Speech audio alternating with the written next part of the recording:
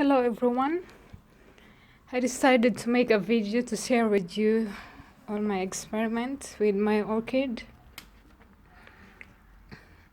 All my orchids are growing in water culture for about 7 years now.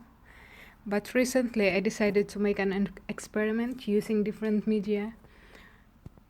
One of them I use stagnant moss.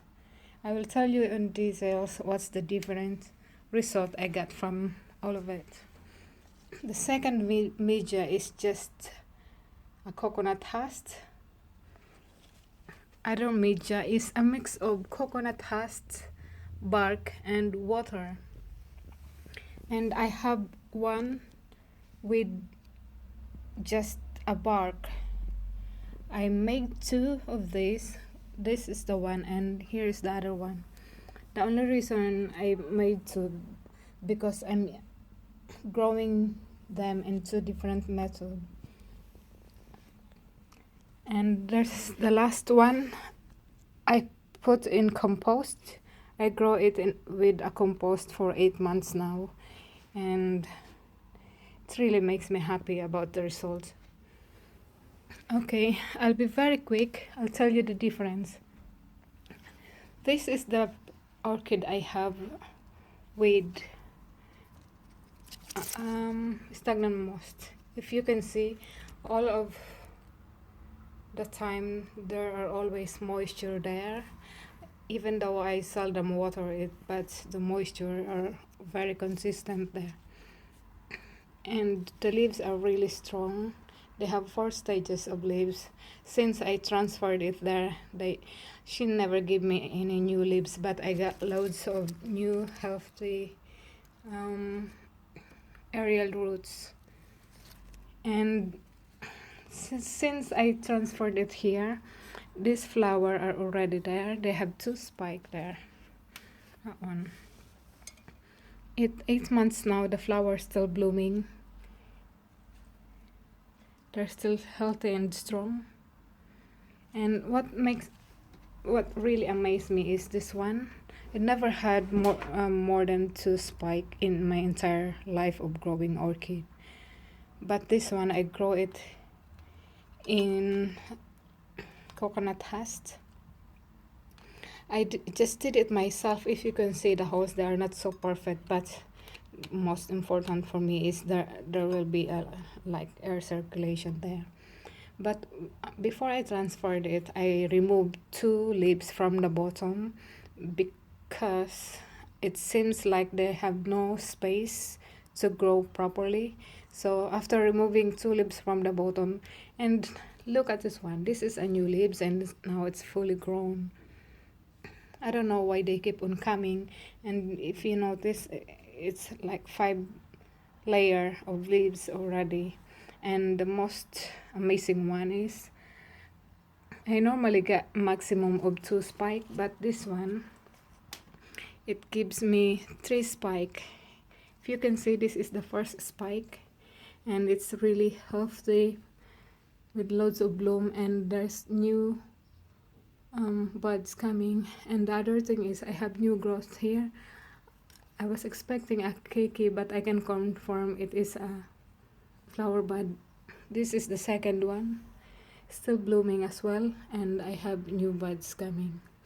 And this is the one I'm telling you, it really makes me amazed. I have the 3rd spike, and it's giving me new buds. And the thing is, I have another growth here. I'm quite sad about it because I was expecting a keiki, but it turns out to be flower again. But just to sum it up, look at the difference. That is an orchid growing in a coconut husk. I show you inside, it's only a small amount of coconut husk I put there, but this is the most healthiest plant I have after removing them from water culture.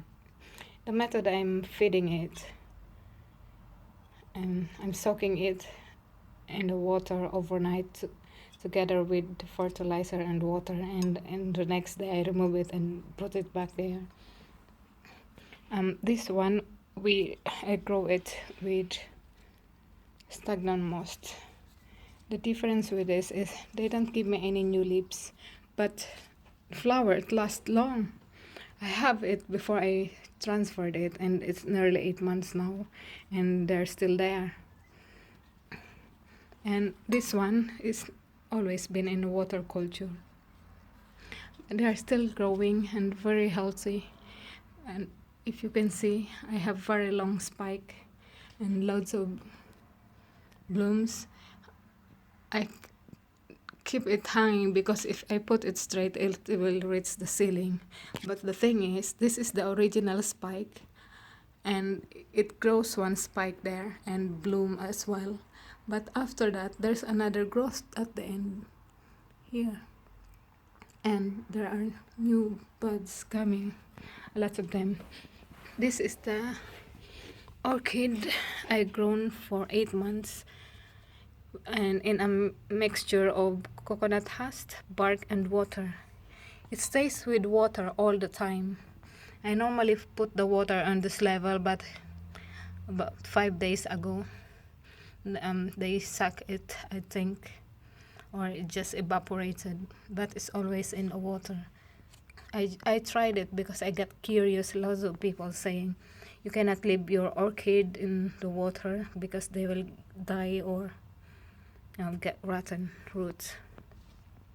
But it's never happened to me. And if you can see all the aerial roots, they are so healthy and loads of them. I can only show you in front, but at the back, whenever I go to the back, there are loads of them. They look gray, but they are so healthy. The reason they are gray because they've never been to water. And here's the spike. They give me new flower again this year. And that one. And if you can see this one, I don't have this long ago. I have it last year in August. It's a gift from a friend on my birthday. After 8 months, if you believe it or not, it is a compost I use in my tomato. I got curious to grow orchid in a compost because they said we cannot grow orchid through compost. But look what happened. I have 2 growth here. In 8 months I got that one, and I have this flower. Look, that is the flower. So it's just my own opinion. Even though it's not Phalaenopsis, I don't know what kind of orchid is this, but the thing is I tried into compost and it's still growing. I have 2 new growths and it gives me blooms. And the rest are all my old orchids. They keep on flowering, but there's nothing new about it because they're always in water culture. So but this one, this is a bark. If you can see, I only put about 25% of bark inside, but it's really healthy as well. But these two are the same with barks, but they have different methods of growing.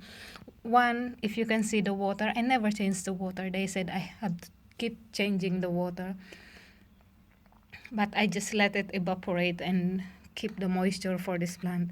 If you can see the color of the water, it's just like yellowish. It's because of the food I put there. And then the other one is a dry one. There are only few barks as well inside, but I tried not to water it as often as this one.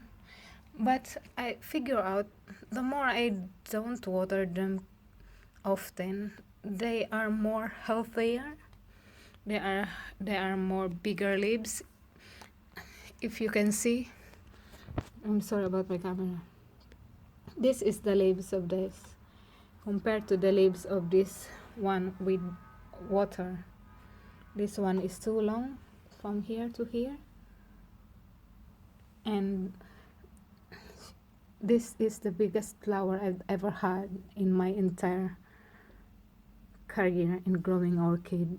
You can see my hand. That's how big it is. It is huge in person.